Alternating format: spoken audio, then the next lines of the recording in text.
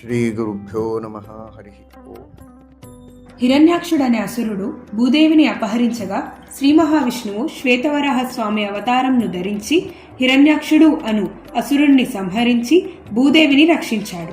దుష్టులను శిక్షిస్తూ సజ్జనులను సంరక్షిస్తూ ఆదినారాయణ శ్వేతవరాహమూర్తిగా నేలపై నిలిచినందువలన ఈ క్షేత్రమంతటను వరాహ క్షేత్రం అయినది.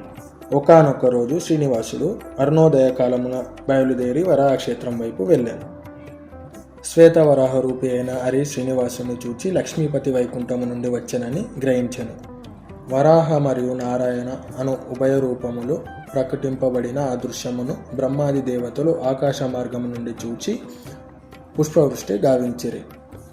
వరాహస్వామి శ్రీనివాసునితో ఇలా అనెను: శ్రీనివాస, వైకుంఠమును వదిలి ఇచ్చటకెలా వచ్చితిరి? భృగు మహర్షి పాదప్రహారమున రమా కొల్లాపురమునకు పోయినది. ఆ దుఃఖము భరింపలేక వైకుంఠమును వదిలి నీకు దక్షిణమున గల పుట్టలో తల దాచుకుంటిని. అవనీకాంత, కలియుగాంతము వరకు నాకు కొంచెం ఉండటకు స్థలము నిమ్ము.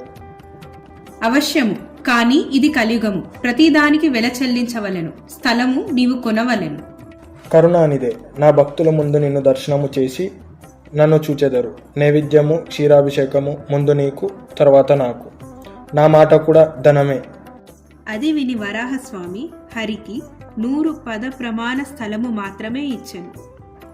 ఆ రోజు నుండి తనకు నిత్యము వంట చేయు వకులాదేవిని శ్రీనివాసునికి సేవ చేయుటకు నియమించెను. ఈ వకుల పూర్వము యశోద, శ్రీకృష్ణుని జనని. అనంతరూపి అయిన శ్రీకృష్ణుని సుఖమయమగు కళ్యాణమును చూడలేని కారణమున హరిని ఈ విధముగా యాచించెను. మహాపుణ్యకార్యమైన నీ కళ్యాణమును చూపించుము అని కోరగా ఆ కోరిక ఇలా ఈ అవతారమున తీర్చి నిశ్చయించెను. ఆకాశరాజు చాలా ధర్మాత్ముడు. అతడు పాలిస్తున్న సమయంలో రాజ్యం చాలా సుభిక్షంగా ఉన్నది. కానీ ఆకాశరాజుకు సంతానం లేక బాధపడుతున్నాడు. దానికి ఉపాయము వారి గురువర్యులు బృహస్పతిని అడగగా బృహస్పతుల వారు పుత్రకామేష్టి యాగం చేయమని ఆదేశించెను. గురు ఆజ్ఞను అనుసరించి ఆకాశరాజు సన్నాహాలు ప్రారంభించెను. యజ్ఞం కోసం భూమిని దున్నగా ఒక బంగారు కమలం బయటపడి దానికి ఉన్న 1000 రెక్కలు విచ్చుకున్నవి. అందులో శ్రీ మహాలక్ష్మి కలగల శిశువు ఉండెను. ఆ శిశువును చూసి ఆకాశరాజు చాలా ఆనందించెను. అప్పుడు ఆకాశవాణి పలికెను: రాజా, ఈ పుత్రిక దేవదత్తము. ఈమెను నీ పుత్రిక వలె పెంచుము అని చెప్పెను. ఆకాశరాజు ధరణీదేవి ఆ పుత్రికను హృదయపూర్వకంగా దేవప్రసాదంగా స్వీకరించారు. పద్మంలో లభించినది కనుక ఆ కన్యకు పద్మావతి అని నామకరణం చేశారు. ఆ కన్య ప్రాప్తి వేళా విశేషంలో ధరణీదేవి గర్భము దాల్చినది. తర్వాత ఓ పుత్రుడికి జన్మనిచ్చినది.